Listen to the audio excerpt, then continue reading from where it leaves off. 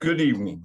I would like to welcome you to our webinar entitled The City of Los Angeles Department of Building and Safety and Los Angeles Fire Department, brought to you by the City of Los Angeles Department of Cannabis Regulation.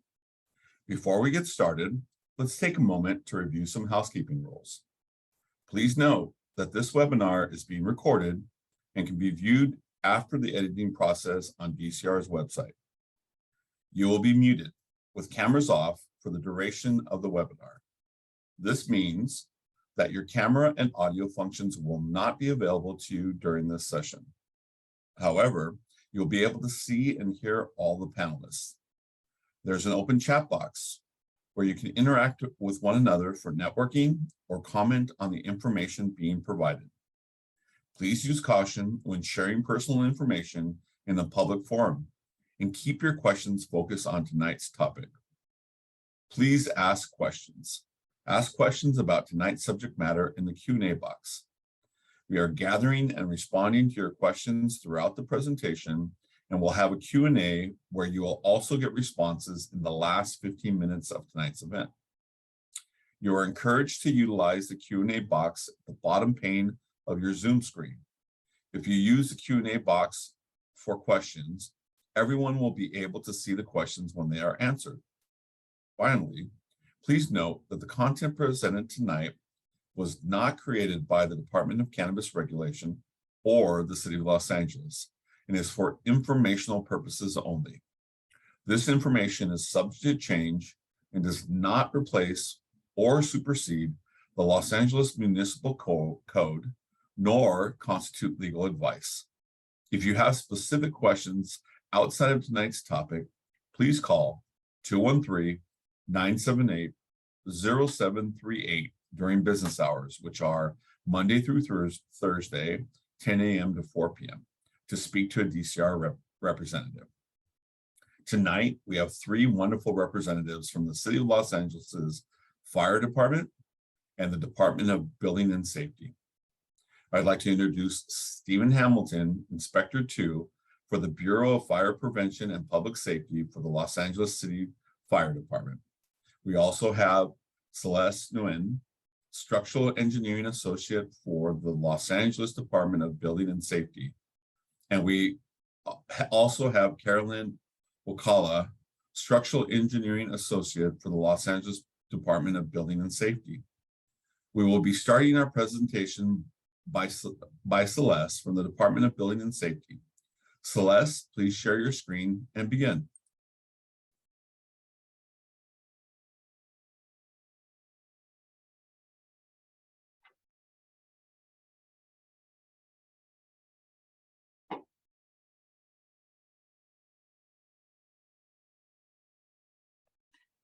The Los Angeles Department of Building and Safety is responsible for the enforcement of the city's zoning code and building code.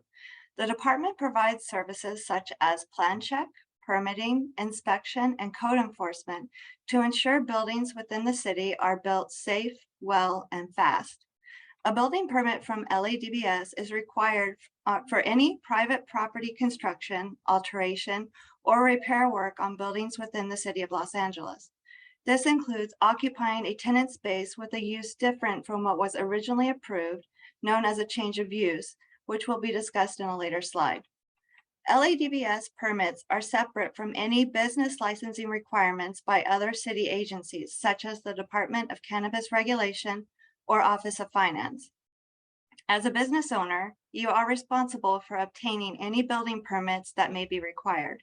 Construction work or occupation of a building or tenant space not approved for that use may result in a code enforcement violation. Celeste, sorry to interrupt you. Yeah. Your slides are not showing. Do you mind bringing your slides up? How's that?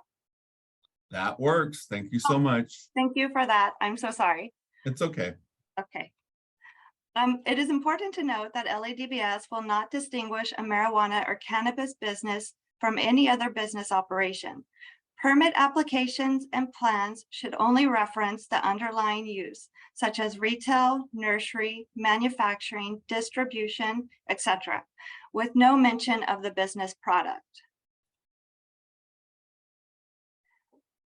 Prior to opening a business in the city, it is important to check that the building or tenant space you plan on leasing or occupying is already approved for your use. You may research building records online or in person to find the existing permits and certificates of occupancy for that building or tenant space. If your business use complies with the existing permits and certificates of occupancy, and you are not proposing any construction work to the space, no permits would be required from LADBS and you can occupy that space. There are various permits that a commercial business may need to obtain from LADBS, either prior to starting their business or over the course of their operations. These include a change of use permit. So if the approved use listed on the existing building records does not match what you are proposing, you're required to obtain a change of use permit. For example, a building was permitted as a warehouse, but the business moving in is proposing a retail shop. The business is required to submit plans for the new use, have the building inspected, and obtain a new certificate of occupancy prior to opening. Next would be a tenant improvement. If the approved use listed on the existing building records does match what you are proposing, but you need to make some alterations to the space to meet your operational needs, you are required to obtain a tenant improvement or building alteration permit. For example, a building was permitted as a retail shop and the business moving in is proposing a retail shop but would like to install new partition walls and change the type of ceiling. The business is required to submit plans showing the proposed scope and have the work inspected. Next is signs. If your business is installing a new sign or altering an existing sign, you're required to obtain a sign permit. Some examples would be installing illuminated channel letters over your tenant space, painting your business name on the exterior wall, hanging a sign in the window advertising your products. The business is required to submit plans showing the sign location and details and have the sign inspected. Lastly is mechanical, electrical, and plumbing permits. If your business proposes any mechanical, electrical, or plumbing work to the building, you are required to obtain a separate permit for each trade. Some examples would be electrical panel upgrades, replacing plumbing fixtures, or installing a new ventilation system. The business is required to obtain permits and have the work inspected. Zoning regulations help to align private property development with the city's overall goals and policies.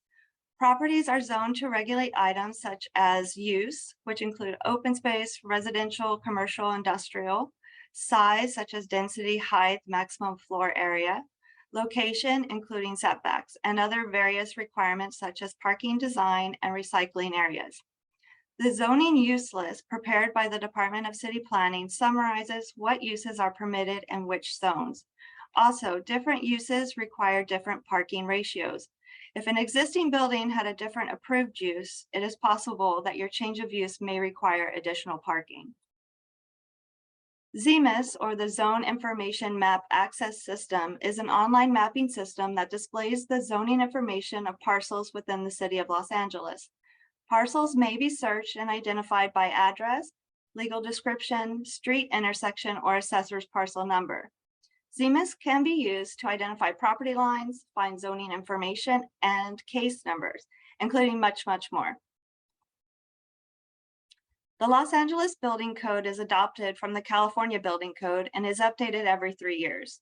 The next code update will be on January 1st, 2023. The building code establishes the minimum regulations and requirements to protect the safety, health, and general welfare as related to building construction and occupancy. These include fire life safety, energy code, disabled access, and the green code. When applying for building permits from LADBS, clearance approvals from other departments may be required depending on the project location and scope.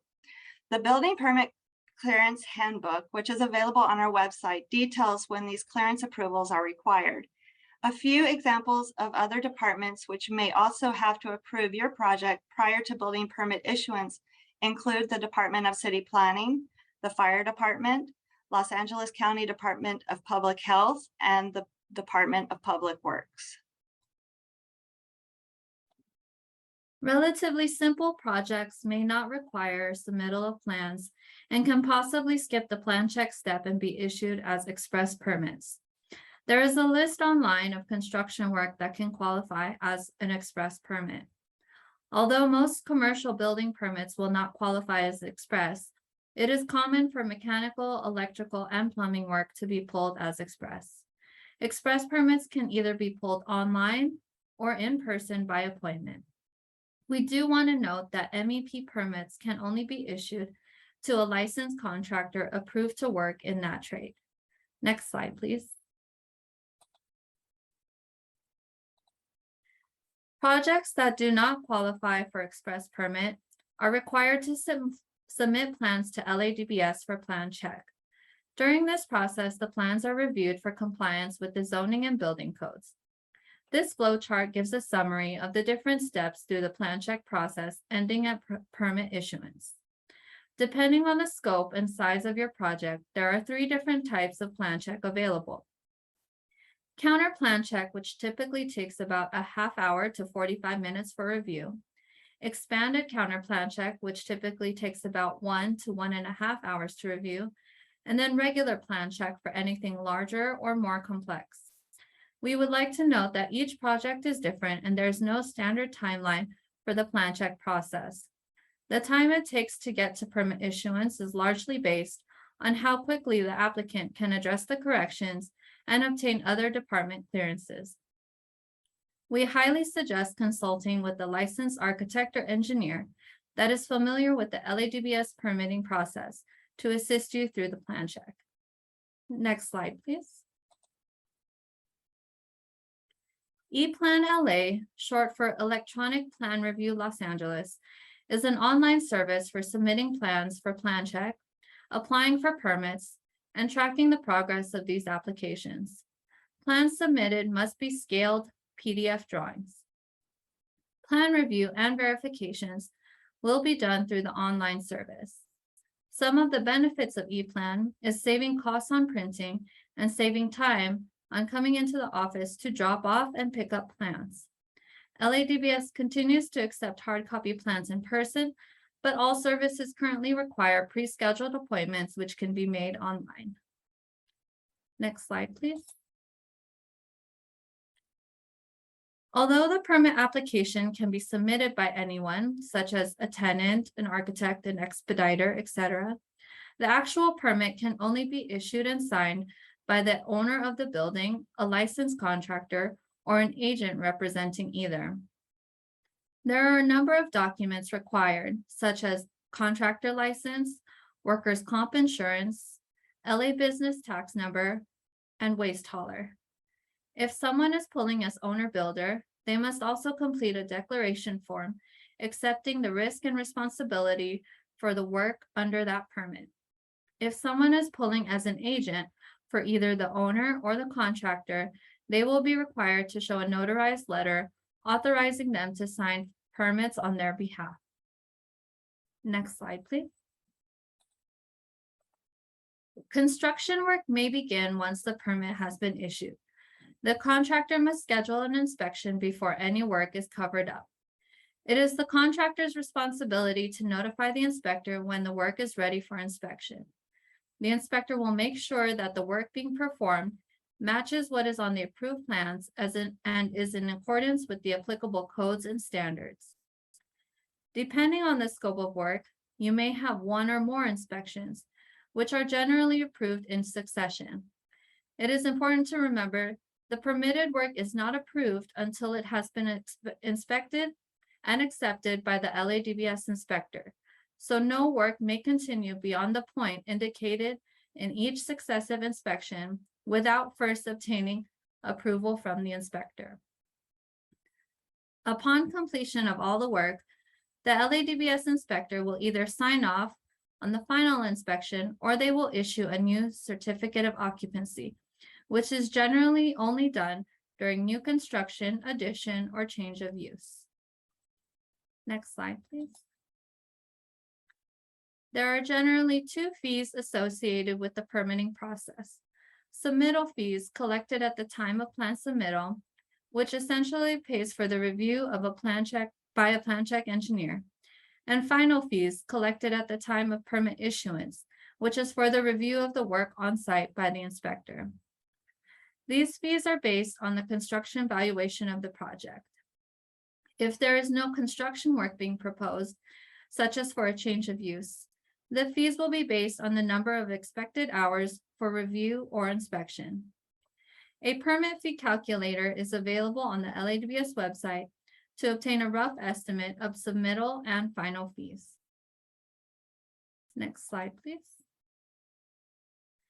The ladbs.org website is a great resource for additional information and links to important services. There are information bulletins available to the public, such as the list of projects that qualify as express permit, document submittal requirements for change of use and tenant improvements, as well as standard disabled access details that can be utilized on plans. You are also able to apply for express permits, submit plans electronically through ePlanLA, schedule in-person appointments through BuildLA, and schedule inspections during construction. A code engineer is also available by phone through 311. However, this is best for quick, direct questions on the permit process or specific code requirements. To aid cannabis businesses, our development services case management is also available for special assistance and problem solving. You will be directed to a case manager who can look into your specific questions on a particular property and provide guidance on the next steps. Next slide, please. That concludes our presentation, and we are available to take questions at the end if there are any. Thank you so much. Great information, and we will do questions at the end. Next, we have Inspector Stephen Hamilton with the Bureau of Fire Prevention and Public Safety for the Los Angeles City Fire Department. Inspector Hamilton has worked for the Los Angeles City Fire Department for 22 years. During that time, he has spent time as a firefighter/paramedic and as an inspector with the Fire Prevention Bureau. For the last 7 years, Inspector Hamilton has been working in the Certified Unified Program Agency, the CUPA, as an Inspector 1 and 2. During that time, Inspector Hamilton helped with the original development of the Los Angeles Fire Department's cannabis program. Inspector Hamilton is currently a Los Angeles Fire Department drone pilot and specializes in hazardous materials state reporting on the state of California's Environmental Reporting Site, CERS. Thank you for presenting. Please share your screen and begin. Hello, everybody. Thank you for joining. My goal today is for everybody to leave with a little better understanding of what happens within the fire department. So the fire department's a big group, right? We're a large group. We got over 3,000, and we're broken into 3 different sections, which you're going to have to understand a little better. All right. The first section is FDS, Fire Development Services. We have the cannabis unit and the CUPA unit. So you can imagine that as you go through this permit process, I understand it could be a little complicated, but really these are the 3 sections that we're going to be talking about today that are going to have something to do with what you might be doing. And we'll talk about that. Fire FDS, we call it Fire Development Services. Now this particular group, I happen to be part of the CUPA group. So, but this particular group here, their duties is to conduct plan checks by reviewing submittals before issuing permits and things of that nature.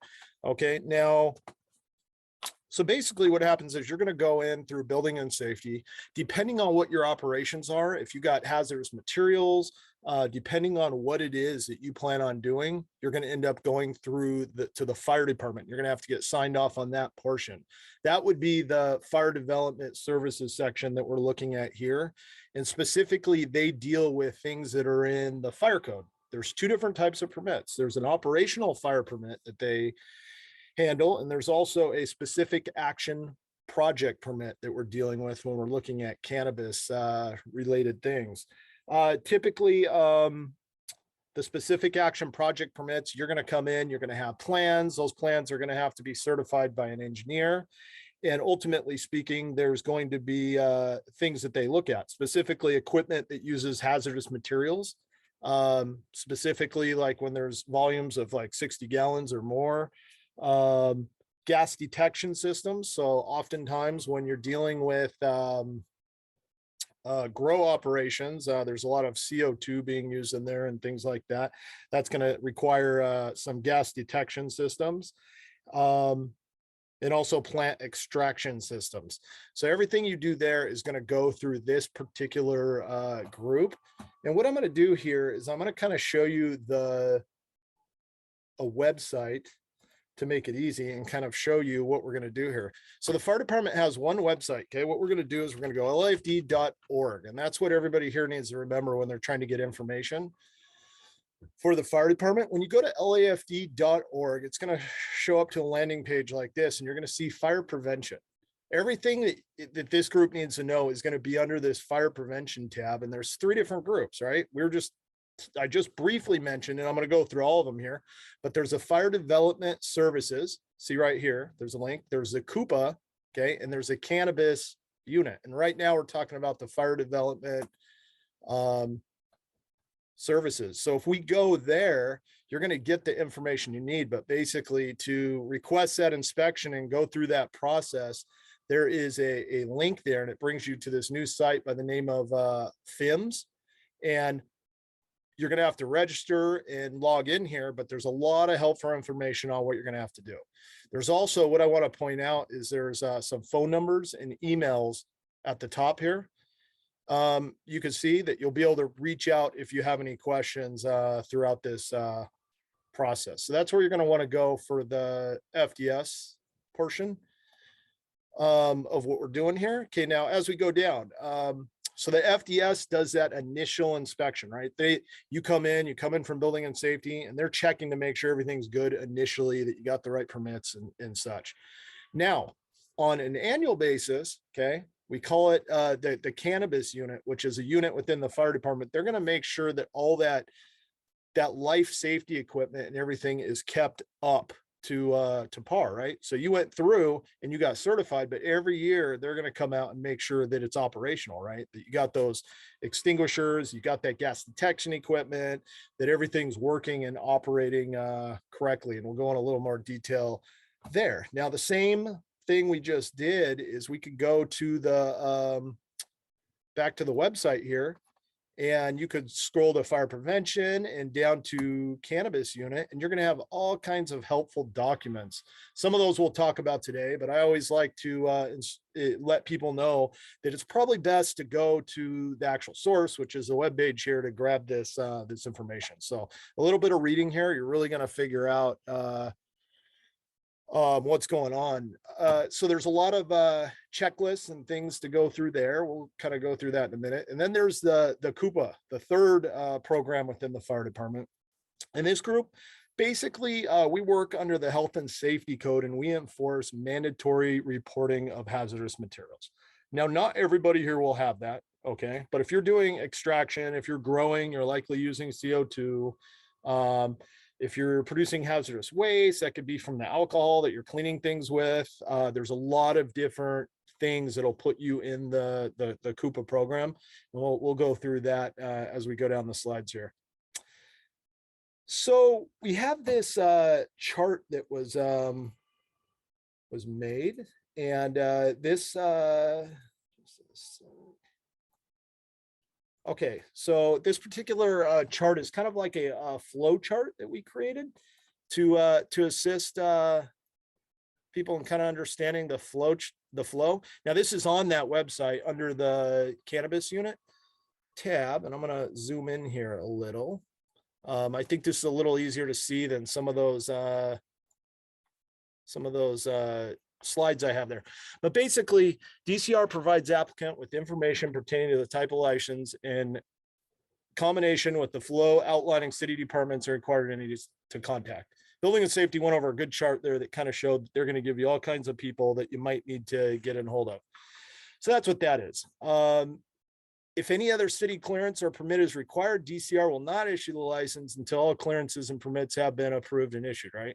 So if there's no more license, you go down this side. If there is more, the applicant is referred to DBS, FDS, that's the Fire Development Services, right? The part of the fire department. And they're going to kind of get you through that process of what you need to do. From there, it's FDS's role to review, approve, and issue those fire permits. Those are those different operational fire permits and those specific action and project permits that we were just talking about, typically related to hazardous materials or gas monitoring. At that point, they're going to require engineer approval, third-party review when requested. So you come in with plans, we have to make sure those plans are good and approved by an engineer, essentially. Applicants must obtain applicable permits and initial inspection from LAFD, Coupa, and Cannabis. So after they do the approval, that's kind of when the other two groups get involved. As we go down here, non-volatile extraction, manufacturing operating, carbon dioxide, CO2 enrichment, cultivation must be inspected, certified, and maintained by a third party. All this stuff gets inspected annually by the cannabis unit. And then you're through that process of the fire department. Okay. Okay, so this is that chart we were going through right there. They're just different slides. Okay, now a lot of times we get questions over what kind of items are going to be inspected. Well, when it comes to the fire development services, that is going to be more of a plan check review. You're going to come in with plans. They're going to confirm that that's correct. And they're going to go out and make sure that what's on those plans is actually what's going on at the site, right? But when you get to the cannabis unit, you're going to have a lot of different things that they're going to be look at. And what we added to our website and what I want to show everybody is that there is a pre-inspection checklist that we created. And this is a document, like I said, that you could go and grab and you could download it. And this kind of gives you an idea. This was created to give everybody a good idea of what it is we're looking for, right? So you're not completely surprised when we show up and we're looking for key boxes, for example, or fire department connections, or the path of egress to the outside. And we tell you that you can't have those big chains and padlocks on the doors, right? All that stuff is in this this document. It talks about storage, extension cords, heaters. I mean, we took the fire code and we tried to develop a good list of all the common violations that we see. That's what this is. So it's a good document to take when you know you're going to be inspected and you know what you need to maintain on a normal basis. It's a great document to take and look through. We even cited all the different code locations so you could reference the code as you go through that. So we don't need to go through every single item there, but you know that now that you could go to the lafd.org cannabis unit and you could download that sheet. And as was already said, this kind of repeat slide, but it all starts with LA Department of Building and Safety, and then they basically will come to the fire department and we'll look at the certificate of occupancy. The applicant will, okay, that talks about the architecture review that I already mentioned. It was already mentioned the change of use also. I think Building and Safety mostly went over that. We'll also review that. We talked about the two different types of permits that are issued by the Fire Development Services, the specific action and project permit, pretty much all extraction equipment and the CO2 detection, the gas detection, right? If there's a release of that CO2, there's got to be a system to detect it. Sometimes they're going to reach out and FDS is going to need follow-up information, right? When you're using this equipment, if you decide to do extraction, they're going to need serial numbers, UL listings, mechanical engineer reports, all kinds of different things. You can reach out to FDS and they will give you a better list of what's required there. The operational fire permits, eventually, once you get through, you're going to be paying fees with the Office of Finance to receive hard copies of any operational fire permits. And again, most of that is related to plant extraction systems, the use of carbon dioxide to enrich the atmosphere, and atmospheric above ground tanks. And then ultimately, you're going to get a final walkthrough from the Fire Development Services Inspector and sign off upon completion of the above steps. These documents here that we have, you could scan them. These are located on the website. So again, lafd.org, go to cannabis, and you're going to be able to download these helpful forms that are going to kind of help you navigate this process. Okay, now we're off to CUPA. Okay, CUPA stands for Certified Unified Program Agency. And what this is this is not a fire department program. Okay, this is a program that comes down from the Cal EPA, and we look at everything reporting hazardous materials. So we inspect underground storage tanks, above ground storage tanks, hazardous materials, haz waste, all those different things. Okay. So question would come up is, when am I required to obtain a permit? Well, that is a very tough question, and I'm going to forward here. We simplified it the best we can for this particular group, which happens to be cannabis, right? These are common items that would put you in the program, because you could hire a consultant and it's going to take you hours and hours and hours to figure out all the details of everything you're going to have to report. But this kind of gives you a good idea. If you had propane over 6 gallons, all right, maybe you have forklifts. I don't know. That would be the typical use of propane in one of these buildings. Diesel fuel, very common to find diesel generators powering these locations. All right.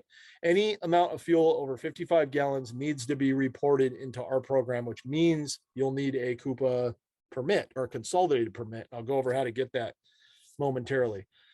Carbon dioxide, if over 1,000 cubic feet or 115 pounds. Okay. That's kind of a sneaky number. 1,000 cubic feet, it's not that much. Okay. If you're using liquid CO2, which anybody who is doing, cultivation is pretty much everybody's using CO2, right? You're going to be in the program, because that's 1,000 cubic feet at natural pressure and temperature. So if you open that valve and that gas came out, that's 1,000 cubic feet, right? Most all the operations are going to be in for that, or any other liquid chemical over 55 gallons. A lot of the operations use different cleaning supplies. It could be anything. If it has an NFPA diamond on it, and you look at that SDS and it has a rating on there, it's going to be considered hazardous, and it's going to need to be in the program. Also, any dry chemical product over 500 pounds or greater, so large volumes of fertilizer and things like that would put you in the program. Now we're going to go back to the website, right? And fire prevention, so lafd.org, fire prevention, CUPA. There is a ton of resources here on this page.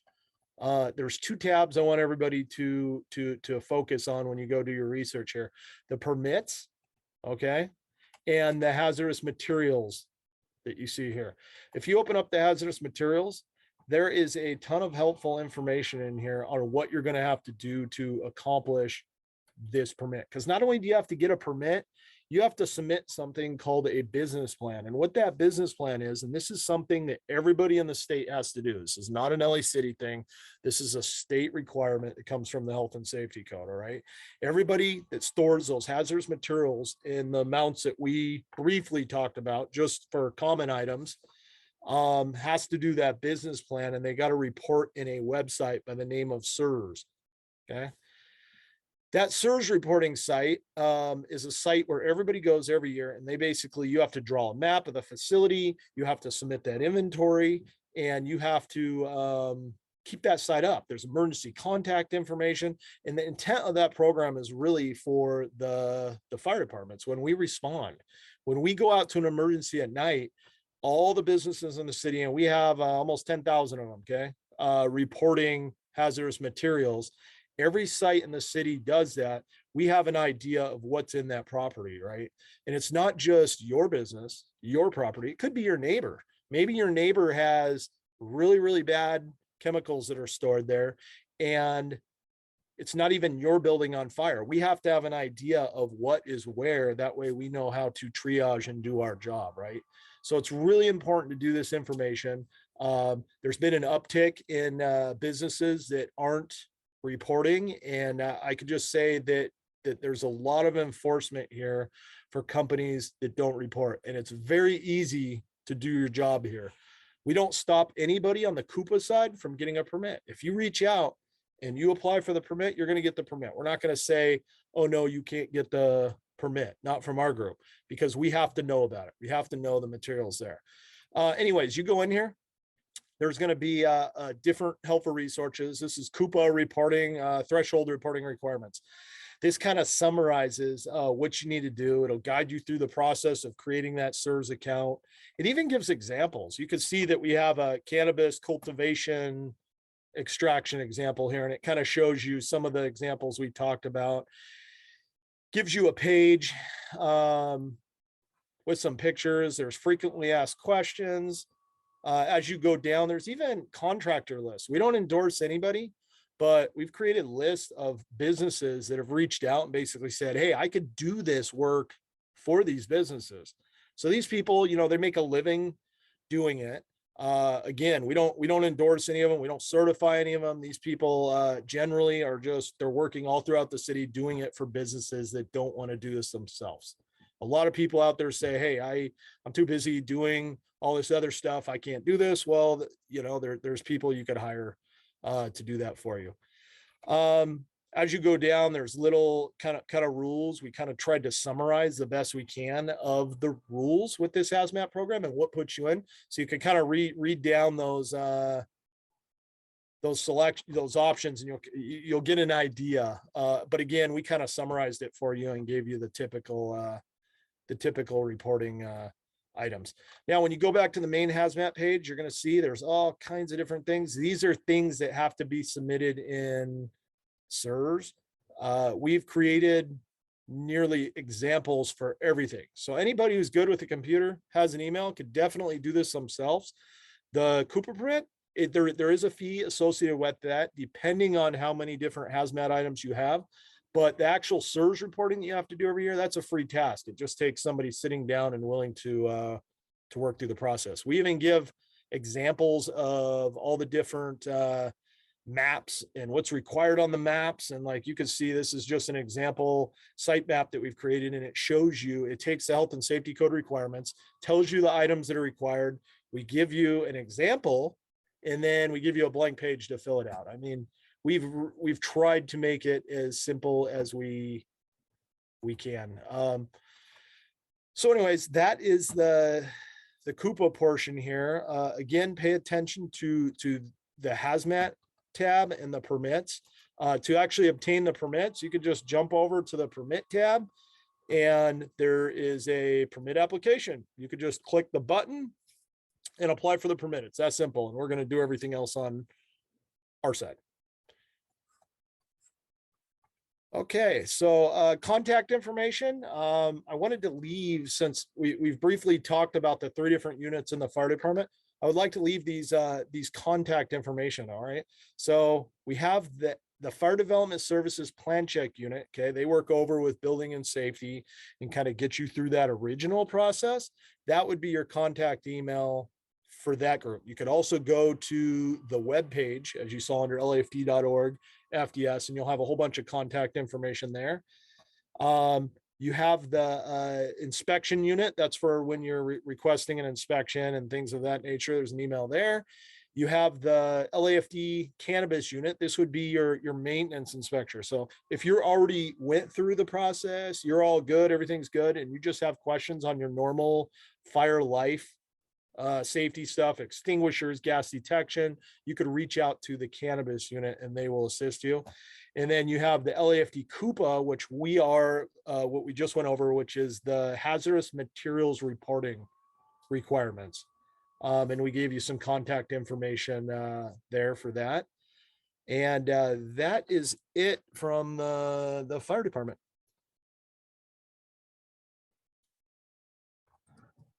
Thank you so much. So much great information. I think anyone that was listening, a lot of notes to be taken from all 3 of our presenters, a lot of great information. So we're going to move over to questions, because I know there's a lot of, again, as all this information is being shared, questions that would need or people would ask. So I'm going to start off with a question for Celeste. If an applicant finds a location and it does not comply with the zoning code regulations, and the applicant still wants to use that location, what should they do? So if they have a location that, doesn't comply with zoning regulations by right, they're gonna have to reach out to the Department of City Planning for a discretionary approval as determined by the Department of City Planning. Okay. And is that a pretty complicated process? It can be depending on what discretionary approval they're asking for. It can take, sometimes can take months and quite a bit of money. Okay. Thank you for that information. Mhm. I'm going to ask you another one, Celeste. Okay. Can you, the the Los Angeles Department of Building and Safety, recommend any designers, architects, or contractors to an applicant? No, due to legal reasons, we are not able to recommend anyone. Okay, that makes sense. All right, Carolyn, what is the overall length of time to obtain a building permit? So it really varies from project to project as well as, on the applicant. Typically, as I mentioned in the presentation, express permits are fairly straightforward and can be pulled usually on the same day, if not in a couple of days. But other projects that require plan check and other department clearances, that may take, weeks or months, really depending on the scope of the project and how fast the applicant can turn around the comments and clearances. That makes sense. That makes sense. Carolyn, another one for you. What happens if I don't obtain a building permit when it's required? Yeah, so LADBS, we do take in complaints. So if LADBS happens to receive a complaint about your business or your location, LADBS is required to go and investigate. If they do notice a violation, you will be issued an order to comply. Normally, those order to complies are associated with a code violation investigation fee, and there may be additional fees that will be charged as well. And how long are you able, or how long are you given to kind of come into compliance? So the typical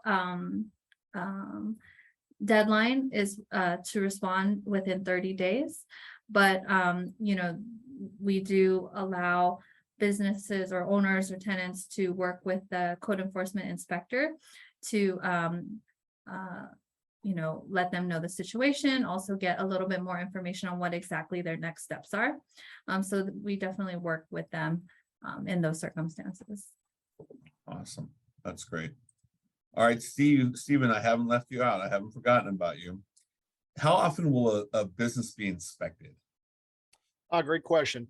So it really depends, and we have to go back to the 3 different units in the fire department that are dealing with this, right? We got that fire development services, we got the cannabis unit, and we have the Coupa unit.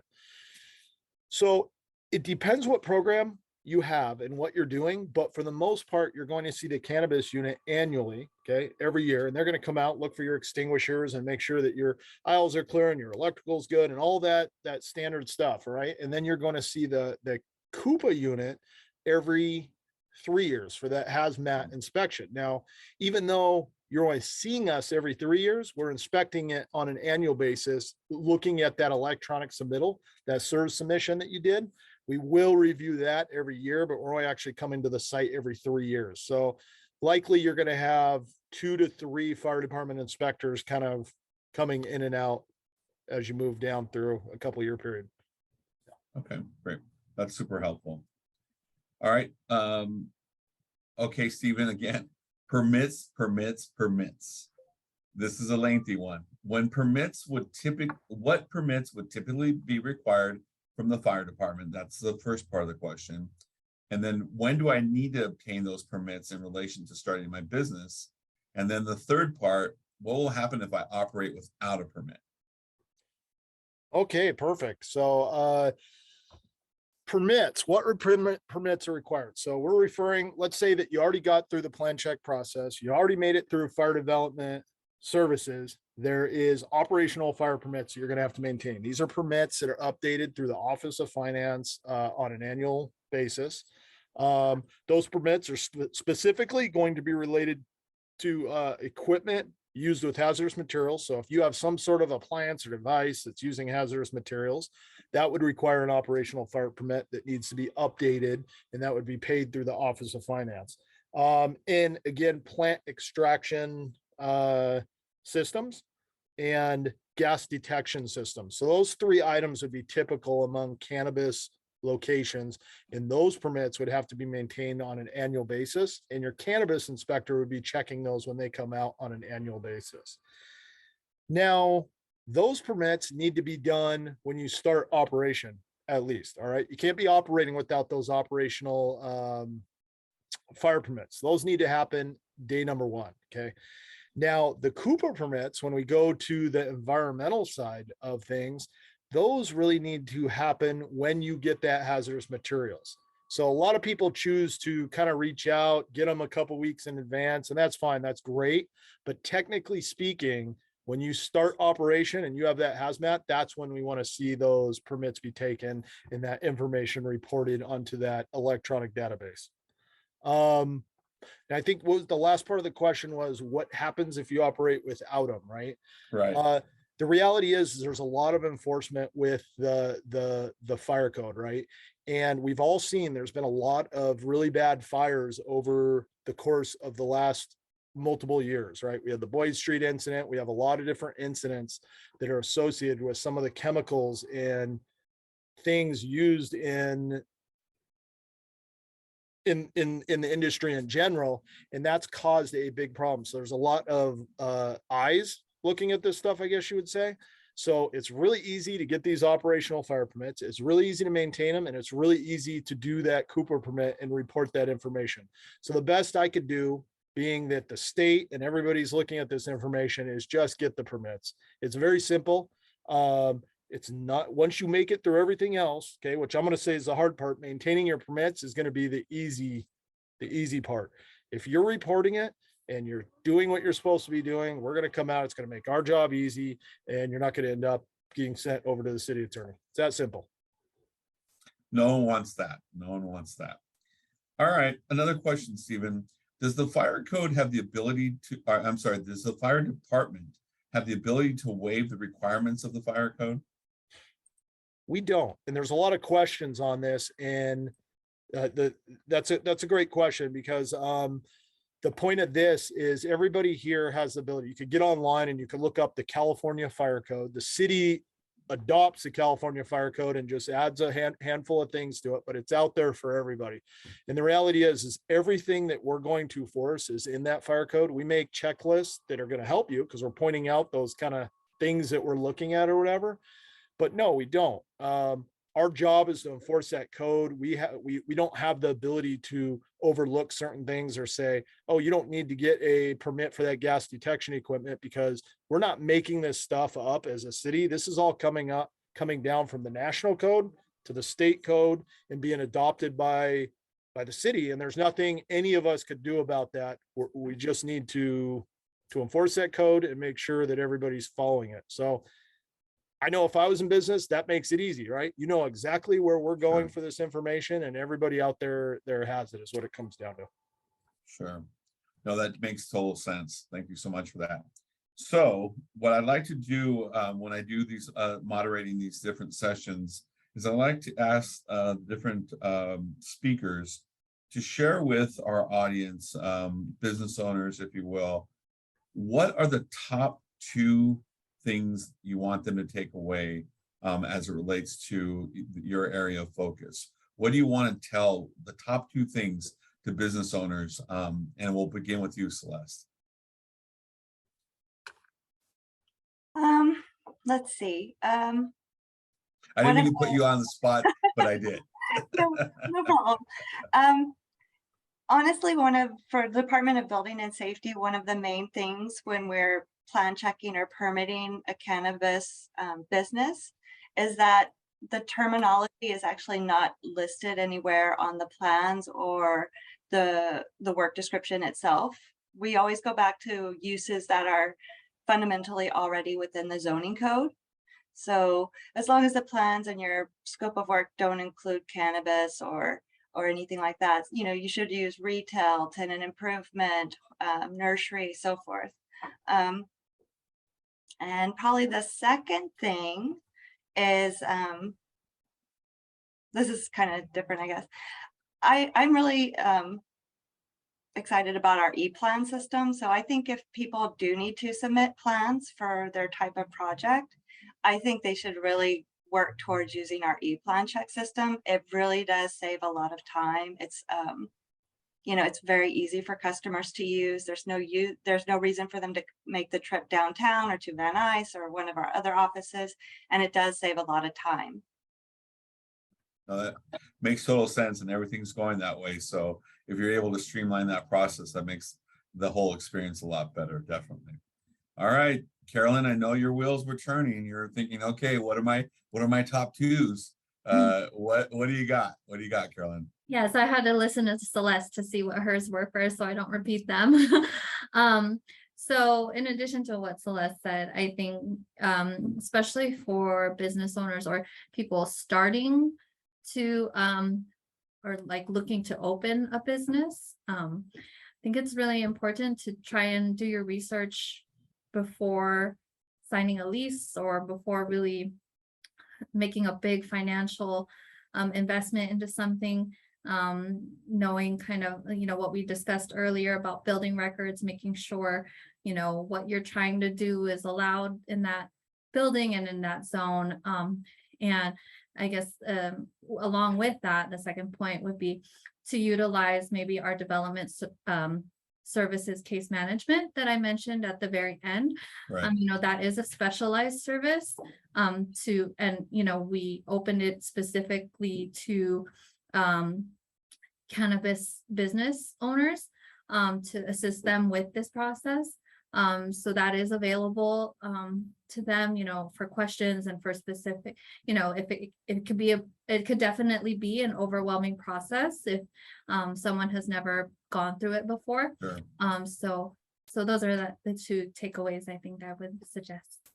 Awesome. Thank you so much, Carolyn. And you know, obviously went from Celeste to Carolyn very easy. Now, Steve, I saw you, Stephen, making notes. You're making notes for your top two. I know I have like 10 down. of them here, but we're gonna stick going too.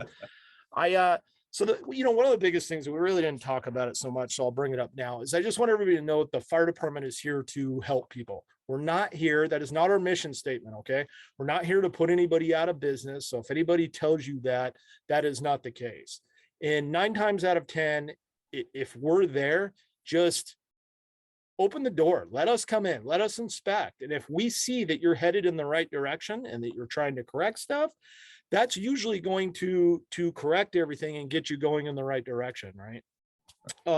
So it's really important that we let everybody know that that is our intent. Our intent is to make the city prosper and keep everybody in business and get compliance at the same time. So we're going to work with you. So that would be number one for sure. Secondly, lafd.org, use the resources there. Don't rely on all this information that you're hearing. Oh, this person told me this and this person told me my cousin that. told me that. My cousin told me this type of thing. Yeah, we see this all the time, and we talk to people and they're like, oh, I hired a consultant and this is what they told me. And we're like, wow, I don't even know what they were thinking or who that consultant is. That's crazy. Like, I really recommend if you're going to do this and you're going through the process, do the research. You're never going to ever be able to pay for the education you're going to get working through this process and learning all these rules. It's going to make you that much better in the long run. So lafd.org, go to those tabs we told you to, and you're going to get a lot of good information there. Awesome. Well, thank you, Celeste. Thank you, Carolyn. Thank you, Stephen. You know, I know everyone was listening, and this recording will go up on DCR's website. You know, it's really great to have, you know, the city really sharing great information, great resources, because You know, everyone in this space that's operating and trying to start a business and operating their business really needs to know this information and have a better grasp of it. And the resources that you share tonight, the information that you share tonight is definitely invaluable. So, you know, on behalf of everyone listening and everyone that will download this information, thank you so much. So I'll wrap up by saying thank you all for attending this informative webinar offered by the City of Los Angeles Department of Cannabis Regulation. This webinar recording will be found on DCR's website, cannabis.lacity.org. If you have any questions on accessing your account, please email dcr.sep@lacity.org. Thank you again for joining us and have a wonderful evening. Thank you again.